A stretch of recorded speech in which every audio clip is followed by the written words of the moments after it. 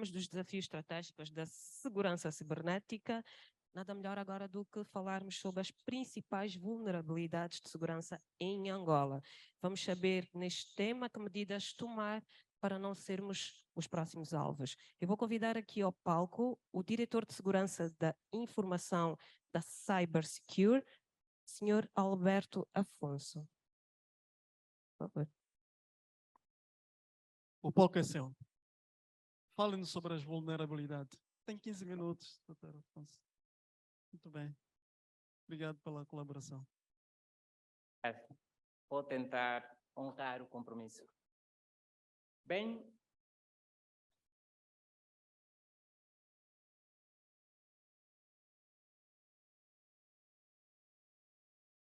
este primeiro slide mostra algo que temos vindo a observar nos últimos anos. As manchetes são claras e não deixam dúvidas de que o ciberataque é uma realidade em Angola. Manchetes como a do Novo Jornal, a do INACOM e este que destaca um caso bem conhecido do nosso mercado, não deixam dúvida de que o cibercrime é uma situação preocupante em Angola. Entretanto, quando nós ouvimos falar de ataques, nós estamos a ouvir uma fase como que final de algo que começou antes. Os ataques são a consequência da exploração de uma vulnerabilidade. Então, nós, Cybersecure, andamos a coletar informações e reunimos-las para partilhar hoje com a audiência. Talvez se pergunte, acho que o slide não vai mover, eu vou precisar de ajuda. Ok. Então, vulnerabilidades, o que são? Bem, dito de forma simples, são falhas que podem acontecer no sistema informático, que quando exploradas, elas podem resultar na quebra da integridade, da disponibilidade e da confidencialidade das informações que muitas vezes transitam ou são armazenadas num sistema. Talvez pensemos melhor em vulnerabilidade com esta imagem. Estas duas imagens mostram uma corrente que é feita de elos de metal. Muitas vezes, estes elos, quando vistos a olho nu, parecem estar intactos, mas quando observados à luz de uma lupa, podem revelar que tem uma fissura que poderia comprometer a segurança da corrente toda. Ou talvez pensemos na segunda imagem, onde nós temos uma corrente feita maioritariamente com elos de metal, que parece aparenta estar seguro, mas há um elo que é feito de um material frágil. Muitas das vezes acontece o mesmo nos sistemas informáticos. Algo que aparentemente está seguro esconde uma vulnerabilidade que talvez não seja visível ao olho dos administradores do sistema. Ou ainda esta última, uma corrente com elos de metal e também um cadeado feito de metal. Aparentemente está seguro, mas pode ter uma vulnerabilidade. Qual? E se pensarmos que a chave que abre este cadeado for exposto ou deixado ao acesso de uma pessoa mal intencionada? Então, quando pensamos nessas imagens, conseguimos perceber o que é vulnerabilidade. É uma falha que pode ser explorada e depois comprometer um sistema todo. Bom, as vulnerabilidades são classificadas. Eu ouvi que há alguém ligado a riscos e as pessoas que lidam com riscos estão acostumados a comparar, não é? Ver a gravidade de um determinado risco. O mesmo acontece com as vulnerabilidades. As vulnerabilidades, elas, de acordo com a severidade que representam, podem ser classificadas em baixa, média, alta ou crítica. A vulnerabilidade crítica significa que, quando explorada, ela pode comprometer o sistema todo. Por exemplo, eu sei que aqui há pessoas ligadas à área de TI.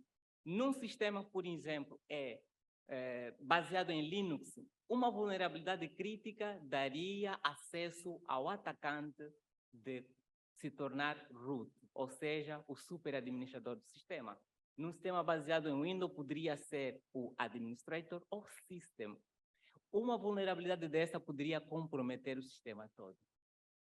Talvez nos perguntemos, então, como é que estamos em termos de vulnerabilidade em Angola?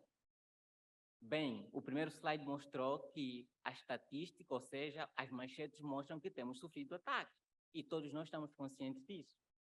Nós, nesta apresentação, vamos apresentar algumas vulnerabilidades que a Cybersecurity tem monitorado e tem acompanhado nos casos em que dá suporte a muitos dos seus clientes.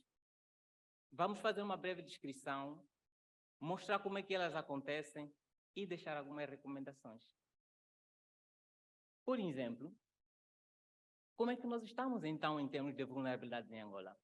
Eu vou mostrar uma imagem que todos aqueles que trabalham com segurança devem conhecer. Esta plataforma é disposta ou disponível para qualquer pessoa que estude informática ou que estude segurança. Esta plataforma coleta todas as informações, ou seja, todos os assets que estão disponíveis na internet. Tudo que tem IP está conectado na internet, está a rodar um serviço, está disponível na internet. Quando nos preparávamos para essa apresentação, fomos lá fazer uma consulta, como vem lá em cima, nós destacamos que sistemas em Angola ainda estão a correr o Windows XP ou Windows 2003. Ela nos respondeu dessa forma.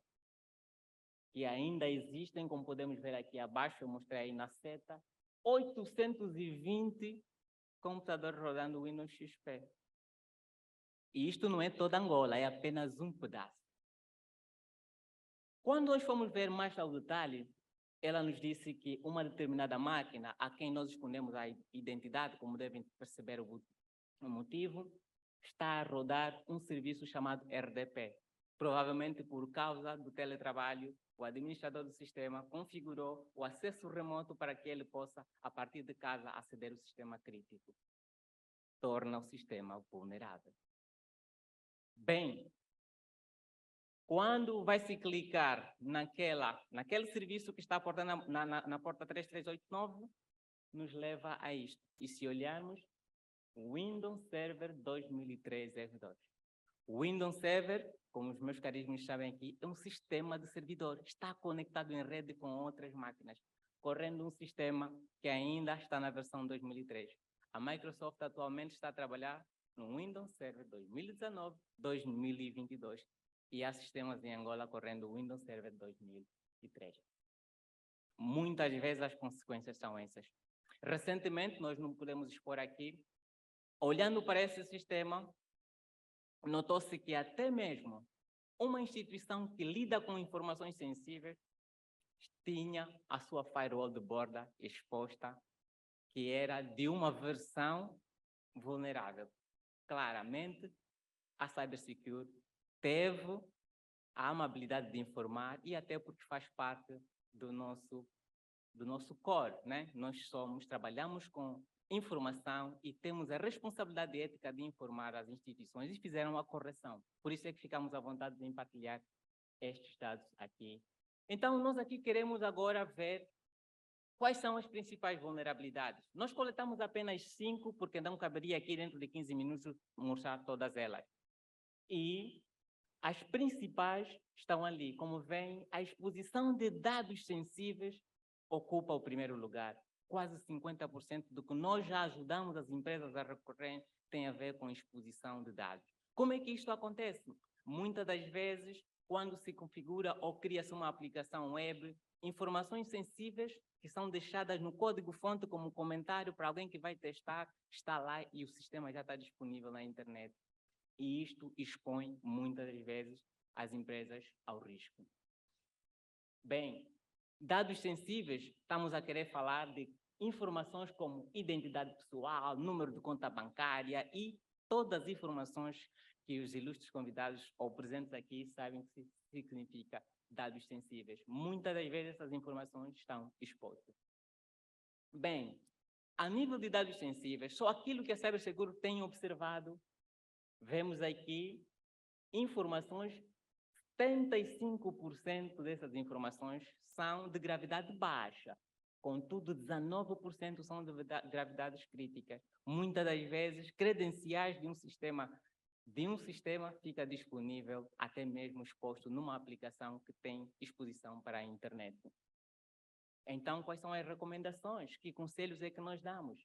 É preciso classificar as informações para mesmo o desenvolvedor, quando estiver a trabalhar, ele sabe que esta informação é sensível, nós não podemos expô-la, devemos tratar muito bem. E também utilizar algoritmos mais fortes e tantas outras que podemos fazer. É preciso verificar e testar as aplicações antes de colocá-las em produção.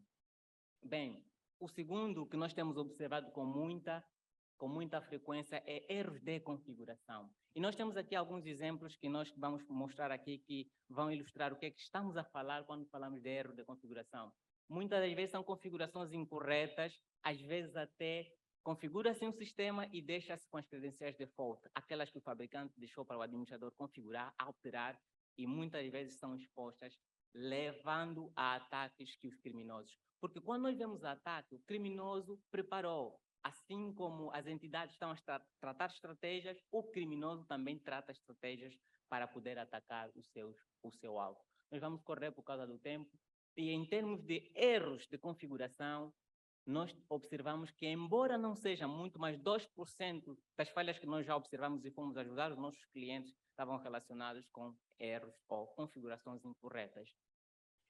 Bom, aqui está um exemplo. Nós fomos a um evento, fomos convidados, a Cybersecurity teve que se cadastrar. Ao se cadastrar, ficou evidente que quando cadastrávamos, informações de outros cadastrados estavam visíveis. Olhando para os números, nós escondemos os números. Pareciam números aleatórios, porque é um código apenas. Mas se observarem bem comigo, verão que depois da parte azul que nós ocultamos, há uma sequência de números. Facilmente nós conseguimos adivinhar a próxima sequência, o próximo número. Isso também expõe, tornando o sistema. Como sempre, a Cybersecurity alertou e nós devemos elogiar essa entidade porque no mesmo dia, na mesma hora, fizeram a correção e nós acabamos de fazer o nosso cadastro e participamos do evento. Então, para esse tipo de problemas de configuração, a recomendação é essa: é preciso aplicar mecanismos de controle das aplicações e também é preciso ter ambientes separados. Um ambiente de produção é apenas para produção e ambiente de teste, quando se faz testes com credenciais fáceis, simples e fáceis de adivinhar, deve-se fazer em ambientes de teste e não em ambientes de produção.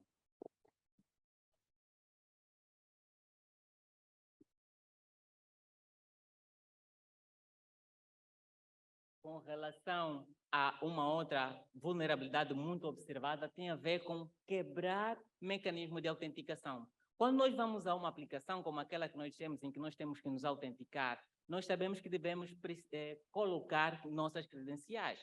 Muitas das vezes os sistemas são configurados, aparentemente, de uma forma segura, porque o utilizador insere uma senha, insere uma password, ou seja, a password, que é senha, né? Insere o nome do utilizador, mas esses mecanismos nem sempre são seguros, porque muitas das vezes com ataques como brute force ou mesmo engenharia social levam a este tipo de ataques serem bem-sucedidos.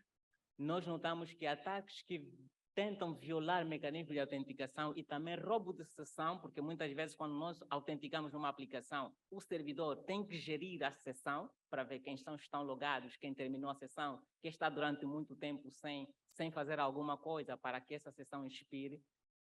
7% dessas vulnerabilidades que tentam violar mecanismos de autenticação são críticas. Então, como vemos aqui, há esta necessidade. Uma aplicação, e curiosamente a mesma que nós nos referimos anteriormente, depois daquilo nós ficamos curiosos. E como é que funciona o mecanismo de autenticação?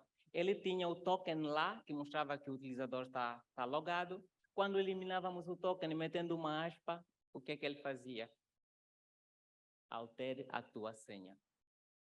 Se eu pegar o token do outro utilizador e colocar lá na barra do navegador, eu posso alterar a senha do utilizador que está logado e posso ter acesso às informações dele.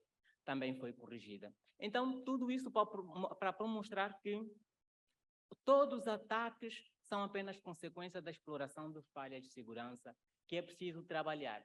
Então, as recomendações que nós deixamos aqui são essas. É preciso, por exemplo, que as aplicações utilizem um terceiro ou segundo fator de autenticação. Ele inseriu username, password. Também coloque um outro, talvez um token, um authenticator que nós temos da Google, da Microsoft, para gerar um código aleatório para que a pessoa possa provar que ela é realmente quem aparenta ser. Então, estão aí algumas recomendações, não é? É preciso gerar sessões aleatórias. Numa aplicação que deixa que o utilizador logou às 9 da manhã e até às 9 da noite, a sessão continua, é vulnerável. Essa sessão deve expirar e deve ser aleatório. Então, algumas recomendações, né, que os desenvolvedores, eu não sou desenvolvedor, que o desenvolvedor, eu tenho muitos amigos desenvolvedores, devem levar em conta ao desenvolverem aplicações ou mesmo manterem uma aplicação. Outro ataque muito comum é o cross-site script, que basicamente é o quê? Quando nós temos um website, a estrutura do site é definida por uma linguagem HTML que define a estrutura. Mas, para termos a animação, aquela interação com o utilizador, há uma outra linguagem que é o JavaScript. Quando aplicações vulneráveis o utilizador malicioso pode injetar código em Java, fazendo com que a aplicação retorne uma resposta. E ele pode manipular essa resposta, por exemplo, adicionar um link para um outro site malicioso e redirecionar os utilizadores para aquele site malicioso. Achei que o meu tempo tivesse esgotado.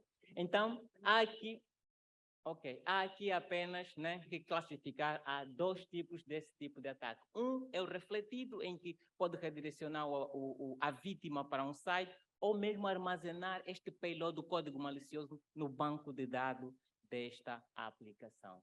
Bem, em vista do tempo, né, nós vamos parar por aqui, porque o nosso tempo não permite tanto. Então, qual é o conselho que nós gostaríamos de deixar aqui, né? É necessário que todos nós sejamos unidos e até mesmo cooperando para que montemos uma estratégia melhor para responder aos ataques e aos incidentes de segurança que são tão vulgares.